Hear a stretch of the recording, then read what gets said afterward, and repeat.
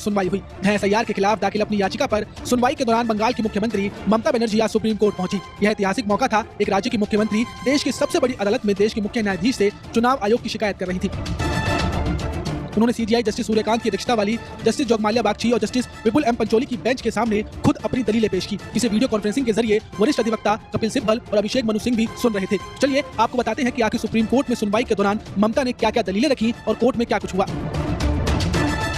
SIR मामले पर सुनवाई शुरू होते ही सुप्रीम कोर्ट में नए मामलों की मेंशनिंग चलती रही। इस दौरान ममता सबसे पीछे की कुर्सी पर बैठी हुई नजर आई। बाद में आगे आकर बैठ गई। ममता सफेद सूट और काले रंग का स्कार्फ पहन वकीलों के बीच नजर आई। जहां सुनवाई शुरू होते ही सबसे पहले ममता ने कोर्ट से बोलने की परमिशन मांगी तो सीजीआई ने उन्हें 15 मिनट का समय दिया। इसके बाद ममता ने बोला, क्या मैं बोल सकती हूँ? मैं राज्य से ताल्लुक रखती हूँ। ममता ने कहा कि हमें कहीं भी इंसाफ नहीं मिल रहा। हमने 6 बार चुनाव आयोग की पूरी डिटेल के साथ चिट्ठी लिखी। मैं बहुत सामान्य परिवार से आती हूँ। इंसाफ रो रहा है। मैं अपनी पार्टी के लिए नहीं लड़ रही हूँ।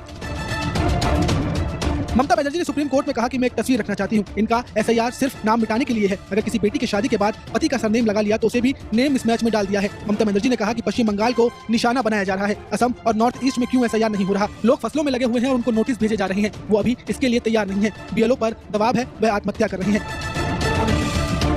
ममता बनर्जी ने दलील रखते हुए कहा कि वे कहते हैं कि आधार के साथ हमें एक सर्टिफिकेट चाहिए। दूसरे राज्यों में डोमिसाइल, जाति प्रमाण पत्र वगैरह कुछ भी नहीं माना जाता। उन्होंने चुनाव से ठीक पहले पश्चिम बंगाल को निशाना बनाया। वे 2 महीने में कुछ ऐसा करना चाहते हैं जिससे 2 साल लगते हैं। जब लोग बाहर थे तब उन्होंने यह किया। ममता बनर्जी ने आगे कहा कि गरीब लोग दूसरी जगह शिफ्ट हो जाते हैं लेकिन उनका नाम भी हटा दिया जा रहा है। कोर्ट के आदेश का उल्लंघन हो रहा है। जबकि चुनाव आयोग के वकील राकेश द्विवेदी ने कहा कि नियुक्ति नियमों के तहत और अब तक 1 करोड़ लोगों की सुनवाई हो चुकी है। और वहीं दूसरी तरफ कोर्ट ने ममता को टोकते हुए यह भी कहा कि आपके राज्य की पैरवी के लिए बड़े वकील उपलब्ध हैं। श्याम दीवान और कपिल सिब्बल जैसे वकील हैं। कोर्ट ने कहा कि हम पूरी कोशिश करेंगे कि समाधान निकले, कोई निर्दोष का नाम वोटर लिस्ट में ना छूटे। हम पहले ही 10 दिन डेडलाइन बढ़ा चुके हैं, ऐसे ही हम टाइम नहीं बढ़ा सकते।